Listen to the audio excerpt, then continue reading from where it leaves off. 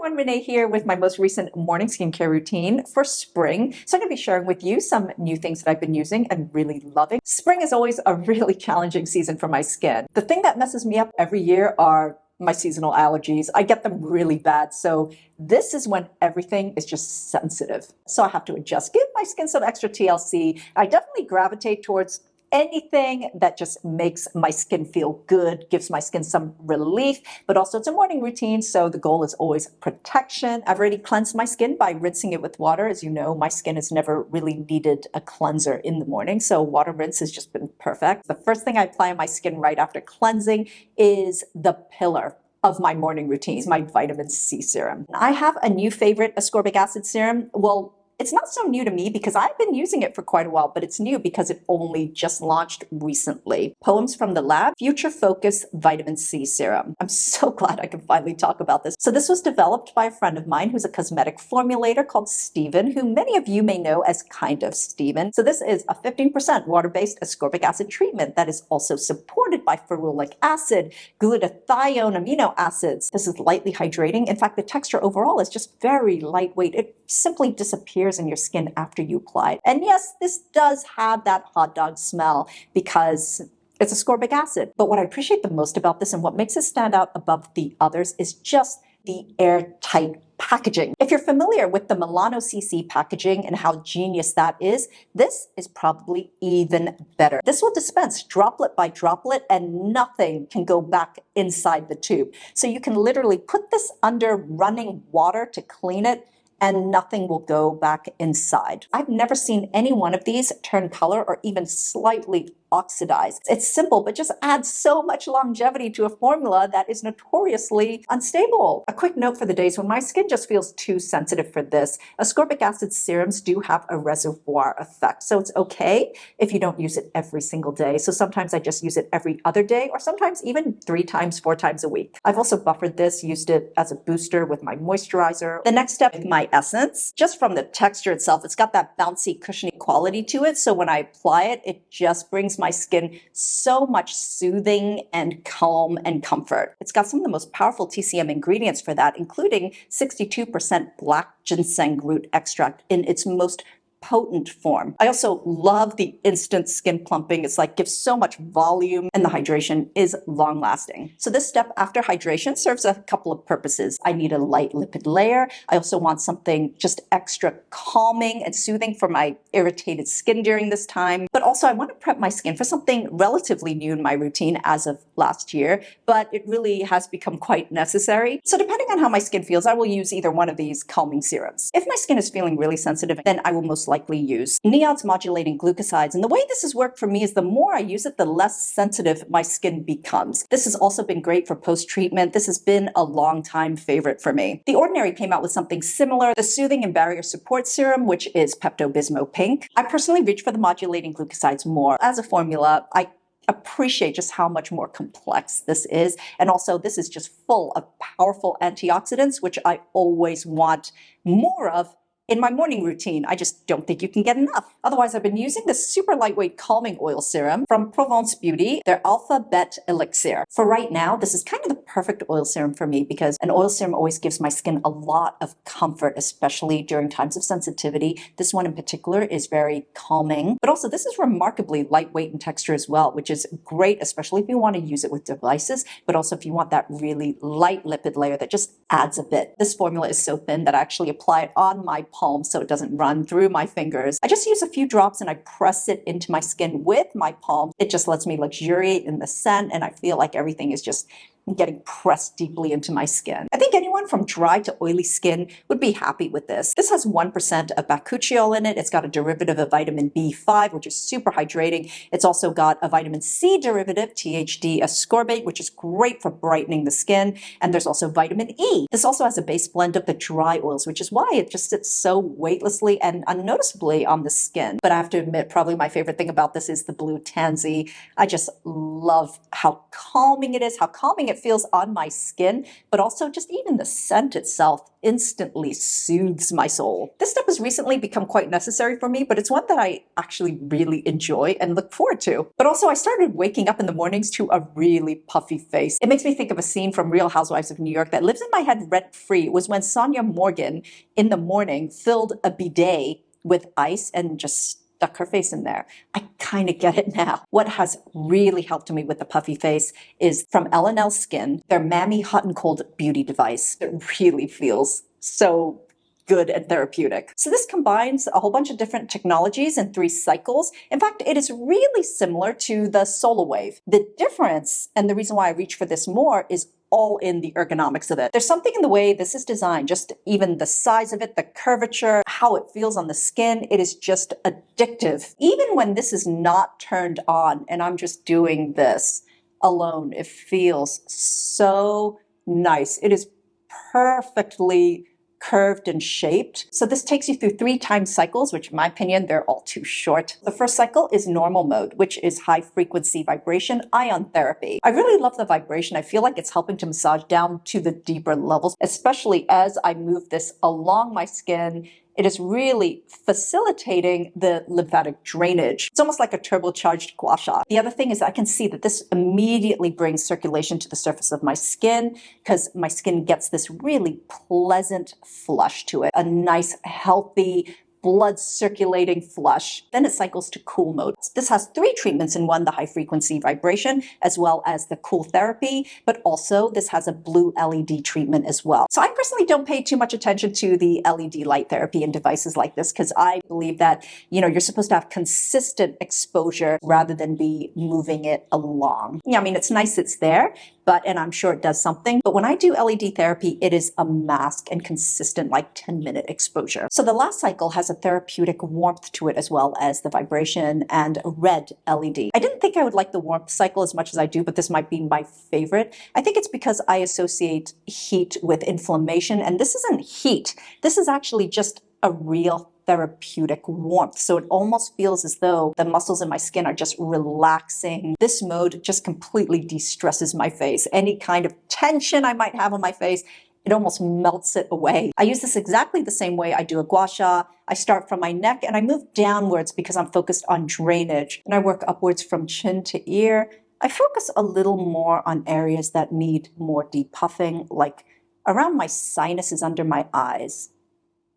And then forehead. I will make time in the mornings to use this. This area always needs extra TLC during the spring for me because it just gets so itchy. It always feels irritated, really puffy, and a lot of times it's quite raw because I unconsciously rub my eyes while I'm sleeping. So I've been so into eye patches lately. I've tried so many at this point, and they really are not all the same. There are some that are extremely flimsy, they break so easily, and there are ones that just slide down my face. They don't stay up. In my evening routine, I talked about Pyunkang black tea time reverse eye patches. These really have been my favorite. I feel like it was a new rediscovery last year and I went through so many of these. So there's a new one I've been trying and really liking a lot, especially during the morning routine from Indeed Labs. They're Snoxin 2 under eye patches. Right now, all my eye patches are kept in the fridge and really there's few things other than maybe my Mami device that feel as good in the morning as that really cold eye patch. The relief is just next level. It is a nice, sturdy eye patch. But the effect this has on this area is really quite amazing. I mean, all good eye patches have this ability to make this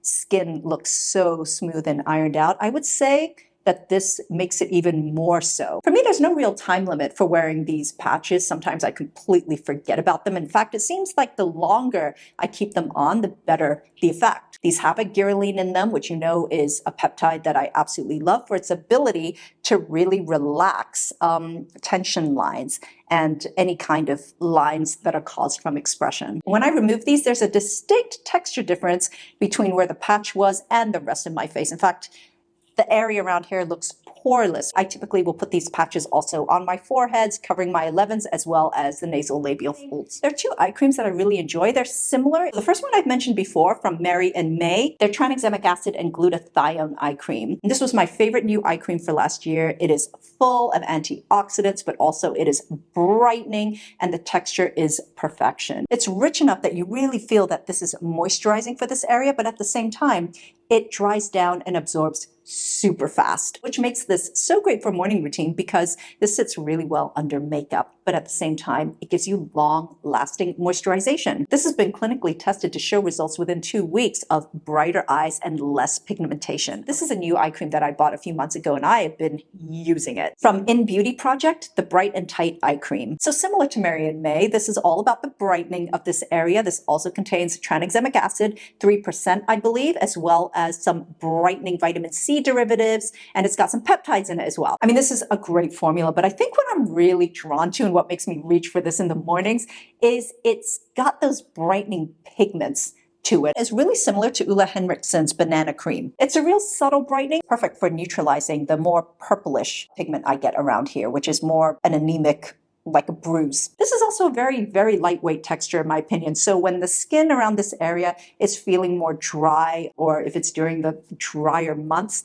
then I use this. Whatever moisturizer I use in my morning routine has the added responsibility of being my makeup. It has to make my skin look good. And that's kind of a big ask when I'm dealing with allergies and just general discomfort. There are a few favorites I have for different times because moisturizing is situational. So the first one I want to talk about is a lightweight moisturizer that completely took me by surprise from Bloom Effects, their Tulip Dew Cream. The texture of this is what took me by surprise. In fact, I was so delighted by it because it reminds me of some old school favorites. I mean, if you were watching my videos like 7 years ago, you might remember the Blythe pressed serums, especially the mushroom one. This has that same creme brulee pudding texture and it applies gloriously. This is really lightweight and super hydrating. I'm also completely in love with the way this finishes on the skin and just in general the way it makes my skin look. In fact, I feel like it just brightens up my complexion completely, but it gives my skin that morning dewy glow. It's a dewiness that comes from well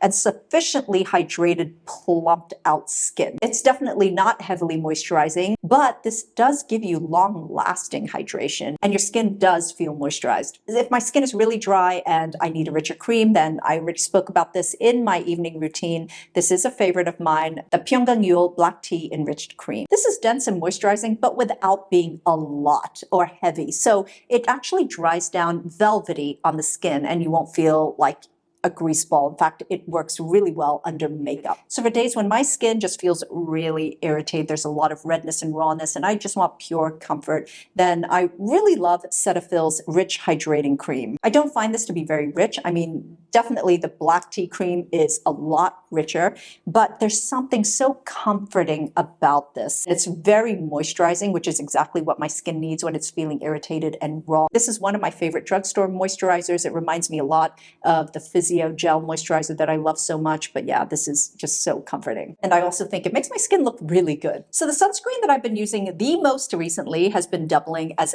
base makeup as well. From Supergoop, their Protect Tint Daily SPF Tint. I mean, we've had tinted sunscreens before. It was always either a very neutral tint, which would make it more blendable into a wider range of skin tones, or heavy coverage opaque, basically zinc oxide paste with pigment. And then you had a whole nother group of tinted mineral sunscreens like the ones from Ilia, their Serum tints, which I love, but for many was probably a little too greasy and dewy. Supergoop's Protect Tint really is just a sheer tint, but also it is not greasy, it's not oily. In fact, the kind of finish it leaves on my skin is a slightly blurred skin perfecting one. It dries down to kind of a velvety natural finish, but it won't mattify an existing glow. These are so sheer that actually a couple of shades work for me, but the ones I use the most are 22W and 24N. This is mainly zinc oxide, but it uses a combination of mineral and chemical UV filters, which is the kind I like the most. This is buildable, but still remains a nice sheer tint. This is light coverage at best, and that is really important to me because many of you know, if you've been watching my routines, that I actually like to apply my sunscreen in 2 light, thinner layers rather than one big globby one. It just ensures much better coverage that way. I feel this applies so well and so evenly. It's not streaky or patchy. The only issue I have is what is going on with the size of this. I mean, this is miniature. I've already had to repurchase this a few times, so I mean, come on. And of course, I've been using the most recent upgraded reformulation of my all-time favorite, Anessa, their Perfect UV Sunscreen Mild Milk. I will talk about this more separately because I can go on. This is probably the best upgrade yet. This now has better protection, is even more resistant to elements, sand, water, everything. The texture is even lighter, it's smoother, it's actually just plain old silky and weightless. And it is great under makeup. For those with darker skin tones who may have experienced a cast using the previous versions of this, this has also become more blendable. This dries down very naturally, has a bit of that blurring effect, leaves the skin feeling super smooth, wears beautifully under makeup, and yeah. The packaging now is more environmentally friendly. The bottles and caps are made of plant-based bioplastics. So during the day, most days, I really don't wear lipstick. Instead, I just wear a lip balm or a lip oil. And there are a bunch of tinted ones that I have been so into. I have a bunch here. These are all my favorite. I rotate all of these, and they all give me that my lips but better kind of shade. For some of these, people might say, well, they're all the same, but there's enough of a distinguishing difference, I believe, to justify me needing all of them. The one that's a little different is Dr. Sam's Flawless Lip Tint. It is still that Your Lips But Better tint, but it is a little more rosy. These ones, however, kind of just enhance my natural mauve tint. I'm going to use the one from Rhode, which is probably the least pigmented of all of them, but I love it. So that's it, everyone. My morning routine for spring with some new favorites that I've been trying out, as well as some older ones. If you have any questions about any of these things, please leave them in the comments. But otherwise, thank you so much for watching. And until next time, I'm wishing you great skin health. Bye.